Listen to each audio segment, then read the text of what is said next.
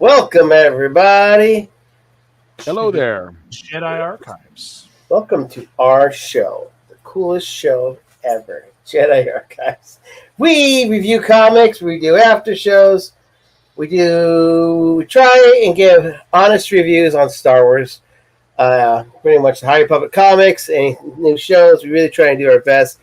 We are all over the place in some of them, but we do try to be honest. My name's John. I'm Mike. I'm Bryce. And All here's right. Mike. Same timesies. Okay. First, let us thank our sponsor for the. Check out our hyperspace props for all our cosplay and sabbatic needs. Use code BOONTA10 for the order at hyperspaceprops.com. Hyperspace Props is your title sponsor, Boonta Eve. Here is their website. Hey, how come I can't find it? That's a good bet, Albert. It's not here no more. Did it get deleted? Oh, there it is. I'm sorry. There. Here's their website right there, hyperspaceprops.com. They're helping us out a lot with putting on our Boonta Eves this summer. Please attend the Boonta Eves this summer. We have tons of special guests, almost too many special guests. There's going to be a lot of people there, so we're going to have fun. Please join us. You can find out all the information on that at the Star Wars Japan 2025 Facebook page. All right. That was very professional. Let's get into the show. Today we're reviewing Star Wars: The High Republic #6. Back to the light. Back to the light. This is Mike's favorite, all-time favorite issue. It This absolutely all is. time? Is it all Yeah. time?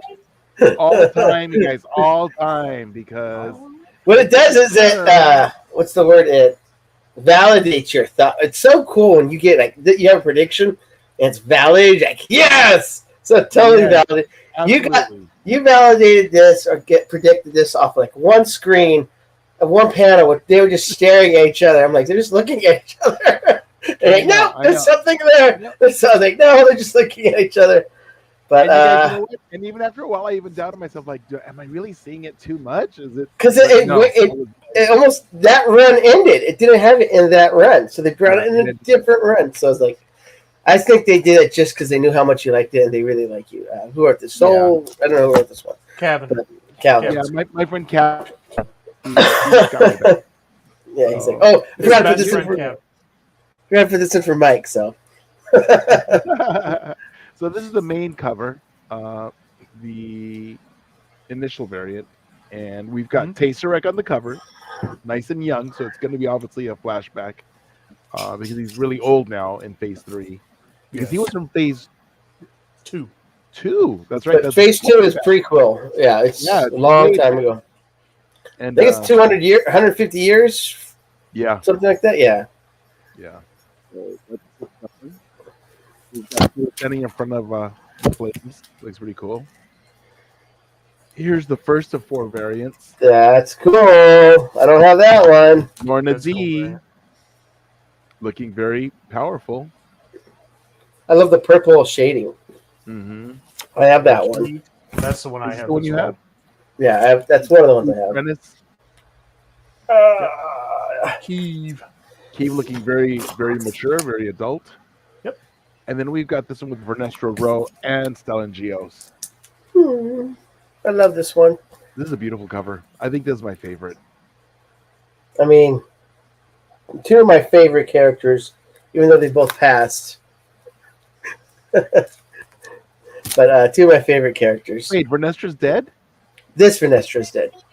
Oh, the one we all like. yeah. So, what do you think, Bryce? Which is your favorite cover? Sorry. I do like the Stellan and Vernestra cover the best out of all of them. I mean, I like it too, but I love the watercolor type artwork on the Lorna Dean. I love that smoky purple, and it's so cool. Such a cool contrast. But yeah, I like that one a lot and stuff. But I do like the variant with the Master Apprentice. They've been doing this for a couple issues. The Master and Apprentice variants. I don't know. They didn't start it on issue 1. I know there's also an Ahsoka Anakin one, and they kind of changed that because they were doing for like the first 4 or 5. They were doing those one variants where you had the same like flag of the eye behind everybody. They're standing basically on the same planet. Right. They went through different characters, and they did the standard cover variant, and then they did the Virgin cover variant of the same thing. I think they did that for the first 4, and then they kind of started doing other things with the variants.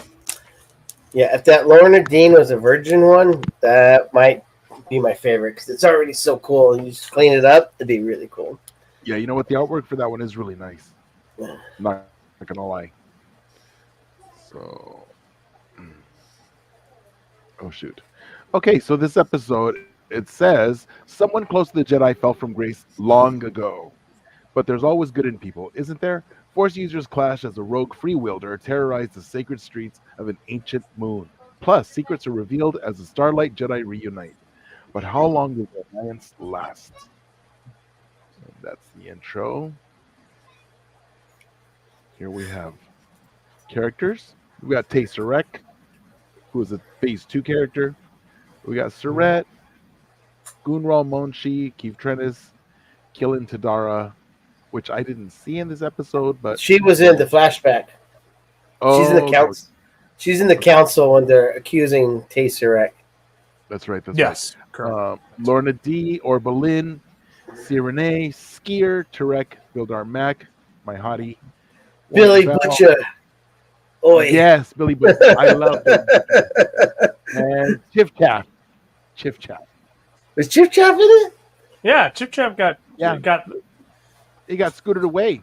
Yeah, that was the last one. Sarek just goes, get that. But I don't remember him being in this one. But he's probably in the background or something. Yeah, he's licking his wounds.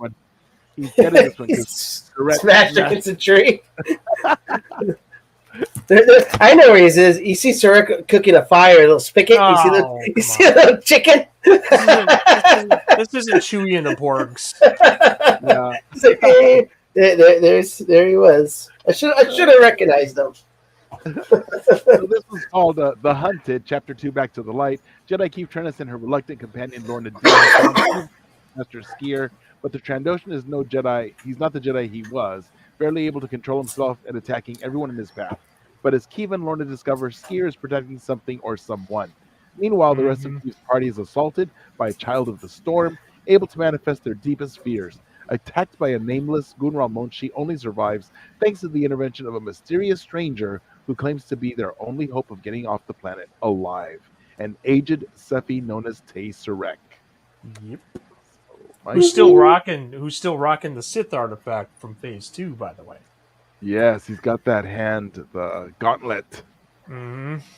But he's learned to control it for good. Right, because Bildar Mac taught him how to use it. We don't get that, but he says he taught me how to use it. So right. Right. Or to at least channel what he was doing with it. It was kind of odd. I'm jump ahead a little bit. He steals it. He gets caught by Bildar, and he doesn't make him return it. Right. I thought that was kind of odd. Yeah, just keep it. Husbands do things for their husbands. So it opens up with Tay Sarek. Surette and Tarek are. Oh, in the opening panel, Tarek and Surette do have what is his name? It's on the bottom. Chip Chat, or something like that. Chiff Chaff. So Chiff Chaff is on his shoulder, so he's there. And they're confronting now Tay Sarek, who just rescued them and saved them. So he's like, I just saved you guys. Like, but they recognize it immediately. Yeah. They don't like, what do you have there? That's the artifact.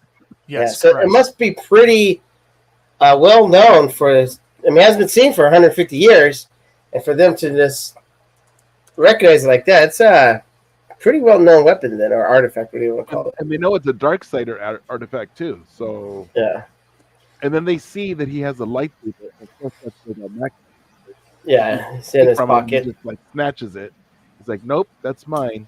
That was cool. They pulled it away. He snatches it into the air. He's like, It's like, that was pretty cool. Yeah, that Trick. was his. And then it goes into the flashback of back on Jeddah a long time ago, which we know is Phase 2, when Taserek was on it's like a council to give suggestions with Vildar Mac and the others. I almost think this is after Phase 2 because he says it was a year ago when the war ended or whatever. So almost like in the middle true. era. That's true. Yeah. But it is during the Phase 2 era. So Yeah. it's not Phase 1.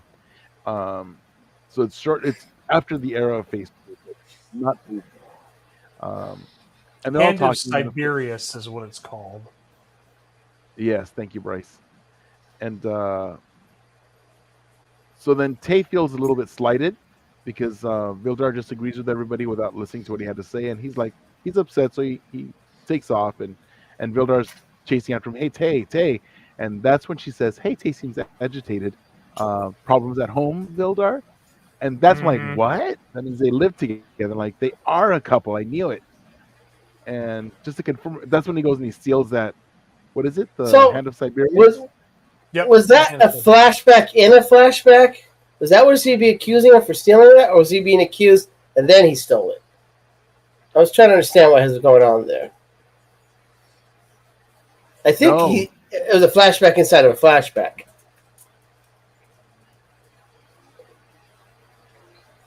When he got you think it was a flashback within a flashback? Well, when they were having the council, they were accusing him of. What were they accusing him of? So yeah, he took the gauntlet. What was it? Was it issue 8 or issue 9 of Phase 2? He actually takes the gauntlet. Oh, right. So I think it's referring to that one, not to this time. Yeah. So he stole it again. You want to see me steal it? I'll steal it again. He stole it again because he knows he can use it. Because he even tells them, "Oh, so sorry, I got to do this." And then we see that other Jedi that's like Splinter, right? Splinter from The Boys. Oh my God. I thought you were thinking Splinter the Rat. Don't Splinter from The Boys. Oh my God. Oh yeah. She makes multiple copies of herself. Just like Splinter did. I don't know if she's a Jedi. Remember she works for the council, and the council on Jedi is a bunch of Force users. That's true. She's not so necessarily a Jedi. I don't think she's a Jedi. Yeah. Right. Yeah. But she does make Splinter. So she's got to be like a Milady Prime, right? Yeah. That's funny. I think he says, "I found you too," and he finds the Prime one, right? Yeah. There you are, right. Something like that. Yeah. That was funny. So it goes back, and then he goes and he takes care of it because he finally handles it with the Hand of Siberius, which he knew he could just take care of it. And then when he does that, of course, he's starting to get a little overpowered. And then Vildar shows up and tells him, "You can't do this. No, Tate, don't." He even attacks him. He sends Force Lightning his way. Well, he stops him because there's nothing to do with you, Vildar. Yeah. Stay back. I've got to take care of this. But then Vildar's like, "Of course it does." Right. Yeah. Like, it's not about me. It's about you, isn't it? And he tells him, "Take it off." But he did handle it. And he yelled at him, "Take it off." He yells at him, yeah. Take it off. Like, he was serious. But then he totally changes when he gets him home. He's all loving and all that. All mushy. He did. Yeah. I love this panel. I'm going to share it. So can I share it? I think I can, right? You might have to reshare. I don't know. I don't know if your window is sharing a page or a window or what. Let's see. Let me go to hit present and I'll see if it pops up. Do I stop screen? Yeah. Stop screen? Oh, okay. And then present. Oh, I see. I can only share one screen at a time? I guess. I didn't make you wouldn't be able to. the.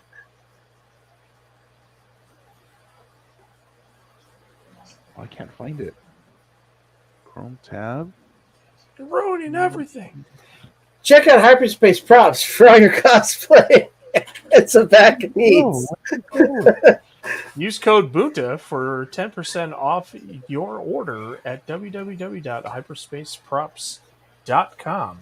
Hyperspace Hero Props is the title sponsor for Bunta Eve Special Edition.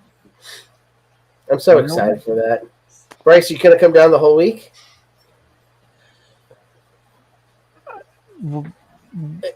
We can talk off. We can talk off camera. You don't want a record of it.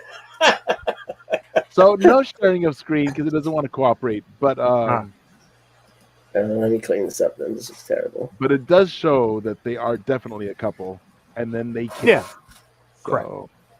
I love that scene. I got so excited. It was a very gentle moment. It was. Very and touching. I like the way that these characters have been developed over time. So that wasn't the main thing about them from the beginning at all. Actually, I had no idea at the beginning, and then I just got the little clues from the hints. Right. But then I thought, wait, is it or is it not?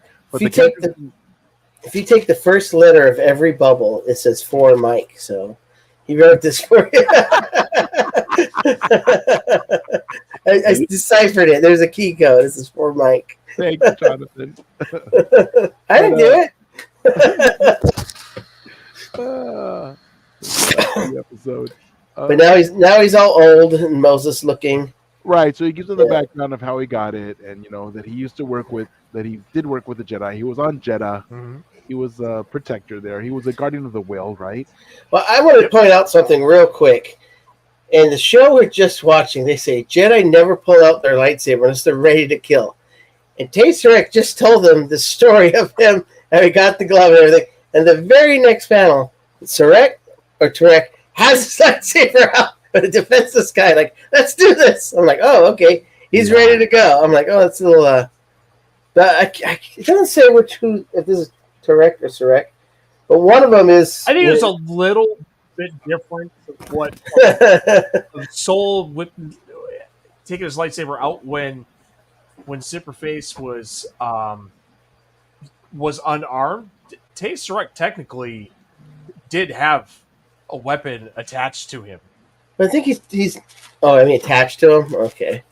Yeah, I mean, he puts the glove on. I mean, he can take it off, but the glove is on him. So it's it itself is a weapon. It is a weapon. That's true. In a way, he still takes his lightsaber out more in defense, but I would say more in fear. He did shoot lightning at him, though. In that panel, he shot lightning at him with his glove. Oh, he did? I didn't. I saw him shoot at Bildar. I didn't see him shoot at the Sarek twins. But Sarek has this ability. He had it in the original one where he can help people with their pain or something, help them sleep. Yes, because remember he puts Bildar back to sleep, and he pretended it was like when he's in that the Enlightenment, that bar. He put Bildar back to sleep, and then he did an old Jedi technique where he can stop his heart. But it's not true. He's using his thermal. So he's doing this to what's his name, Moochie or something like that. He just sleeps so he can heal. Goonrail, yeah. Goonrail. Yes. Well, in the meantime, we've got the side story, the main story of the book, and Keeve trying to bring Skier to the light. And just as things are going in a positive way, Lorna takes Skier's lightsaber and slashes him in the back with it. So then, we get a little crick language from Keeve again. Yes. So there's that whole thing playing out, but then eventually,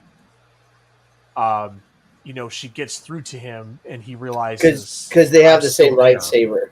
She has a double lightsaber, and she says, "Look at your lightsaber," and he realizes that's hers, and it's kind of like, It's his switch. I remember from the last issue. Yeah, so that's all it took, and now he's I wouldn't say cured, but at least he's centered because he's right. not Yeah, I would his say own people. I still don't think he considers himself a Jedi at this point. Yeah. Right. But, he's definitely now okay. Because he immediately regrets hurting Gunrail, because that's how Gunrail got hurt to begin with, was Skier. So he remembers that he did it though, so he had consciousness about it, but he does regret. But he had a ferocity to him that he couldn't. Right. He couldn't control it. Look past. Yeah. Mm-hmm. But they meet up after that, which is we kind of connect the stories, which is good. So all our heroes are in one place, which I love. It's so much easier to follow the story. They're starting to build like this little army within the occlusion zone. Yeah. Well, except that they start fight. Is that when they fight amongst themselves and they don't realize that Moonwell dies? What? Spoiler alert! It happens in this episode. No, it doesn't. Are you sure? Oh my! I have it right in front of me, Mike. Oops. Yeah, he just put Gunral to sleep, and then what happened was he said he put him to sleep. He put him to sleep. Good save. We'll be skipping episode 7 of the High Republic Adventures. Never mind, Michael. You didn't hear what you thought you heard. This one ends with they found a little. They actually call her an infant. Girl. It's not an infant, but they call her an infant. It's a but then that's who Skier was protecting. One of the twins gets near her, and she does what Surrected to the little bat, just chucked up. So karma. Yeah. Karma. for flim flam. Well, we hope you guys all still read issue 7 of the High Republic. Sure, there's more things that happen that Mike didn't spoil for you. I didn't spoil anything. He put him to sleep. I thought he was there, but he was asleep. Mm-hmm. Well, thanks for joining us, everybody. This has been a great episode of Jedi Archives. Clean this up.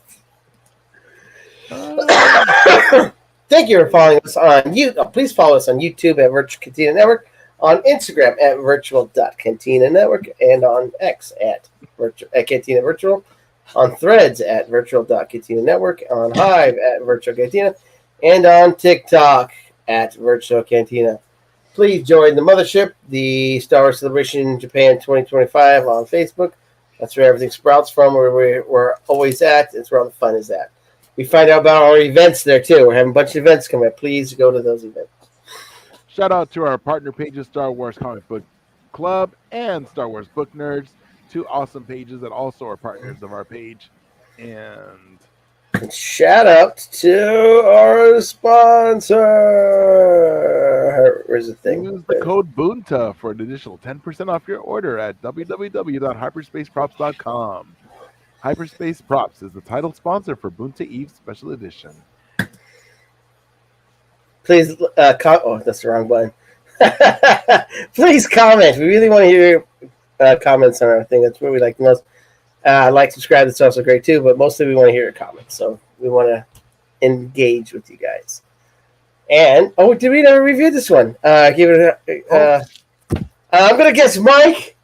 It's got to give it a 3. 2 holocrons. 2 holocrons above 5. This is also my favorite. I love this episode. 4. I'll give it a 4. It's good. I'm with you. I'm with you there. Yeah. John. I like how everyone joined together, and I love throwbacks to that long ago. So yeah, I'll give it a 4. So nice. All right. Thank you for watching. May the Force be with you. Live long May the and Force be prosper. with you.